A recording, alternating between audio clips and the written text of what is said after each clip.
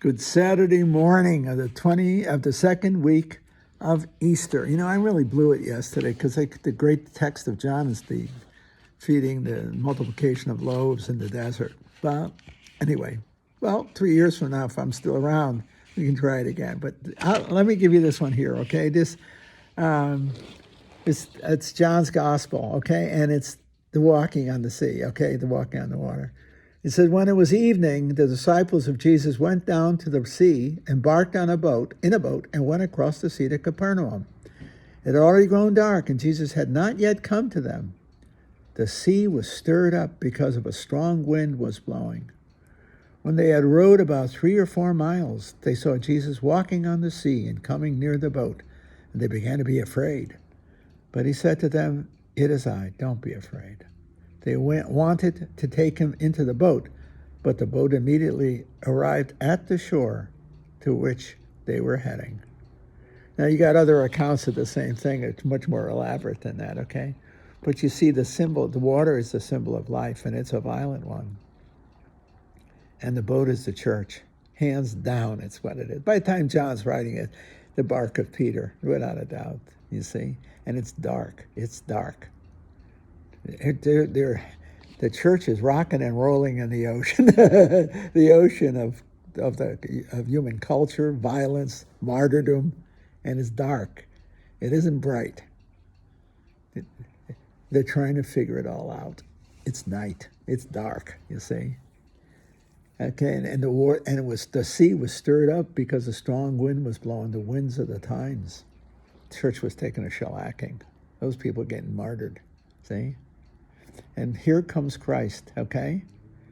Walking on the sea, transcends the violence. He transcends both life and violence. See?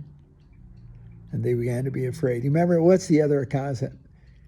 I don't remember, it's Matthew, Mark, or Luke. It's one of the synoptics. St. Peter says, if it lets you walk and let me walk, and then he takes a deep dive. Remember, he goes out, he starts walking, and he gets doubt. And then that's a better account than John. John's not doing it too well here compared to the others, because when Peter gets out of the boat to walk on the water, he walks until he doubts, and then he goes in. What is he describing?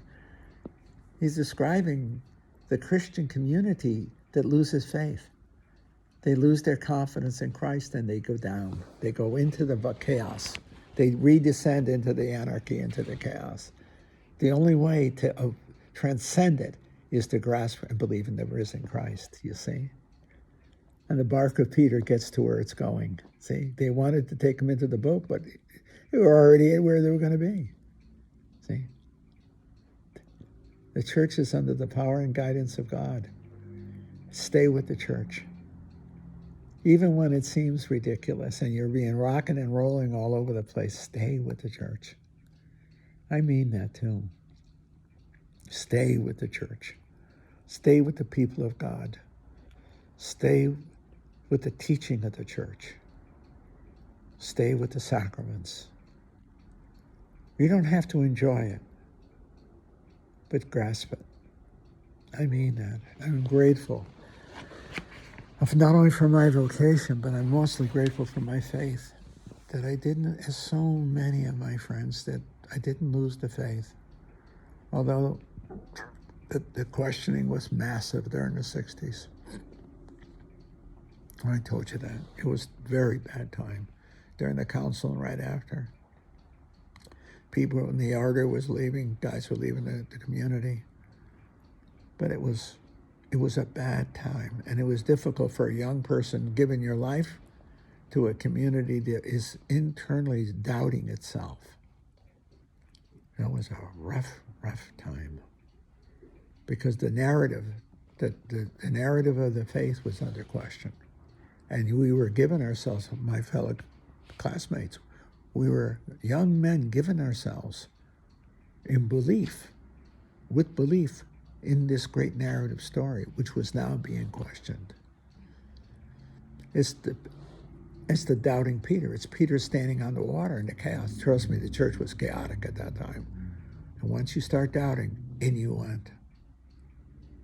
The only way was it was in a sense, not to doubt. And I told you that yesterday or the day before, 3 days, I don't remember when I said it. I said it to you, I had to ask myself, do I believe in Christ? And by believing in Christ, that's the other narrative where Peter is called by Christ to walk in the water, and he walks on it because he sees Christ and he's called by Christ. He doesn't go out and jump out of the boat to take a walk for nothing. Okay? He transcends it. Okay? That's a good story, isn't it? And you had to, well, if you're old like me, then you had to remember the tumultuous 60s. Not only religiously, by far not only because it was politically as well. I don't know if there was any major institution at that time that wasn't questioned, from kindergarten to the federal government. Remember, because of the Vietnam War? It was a bad, bad time. The church had lost her voice because of the council and the eruption of her, within the clergy especially, the disruption that had occurred. But that was in the mid-60s and earlier, but not by much. No, not even. It was still going strong during the late 60s. The confusion in the church on a practical level, but also Vietnam War and political upheavals. It was a rough, discordant time. And it was very hard to remain faithful to virtually anything noble because you didn't know what was noble. The nation, right? The nation, the church. You had to go to the root of your faith at that time. Do you believe or don't you? Do you believe in Christ? And my way of saying it even, do you believe in the nation as a fundamentally good nation under a good and thriving constitution?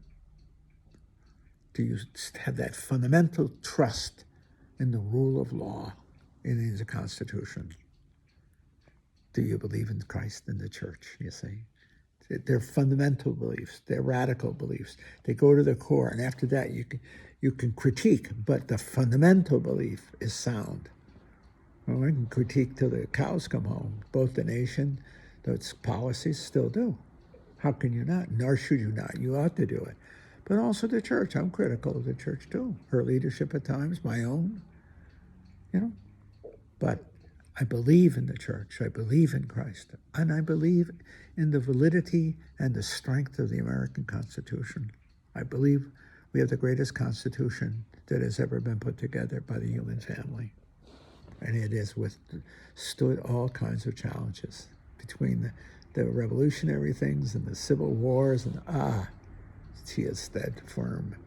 Anyway, I'm just reflecting out loud now. I think once you start doubting, if you start doubting the fundamentals, Humpty Dumpty comes off the wall. There's a certain point one has to sit down and say to oneself, what do I believe? And in affirming it, commit oneself to that belief.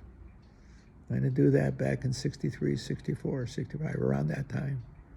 Do I believe in Christ? Do I believe in the church? Here I am, a monk, saying that. Do I believe in Christ? Do I believe in the church in that order?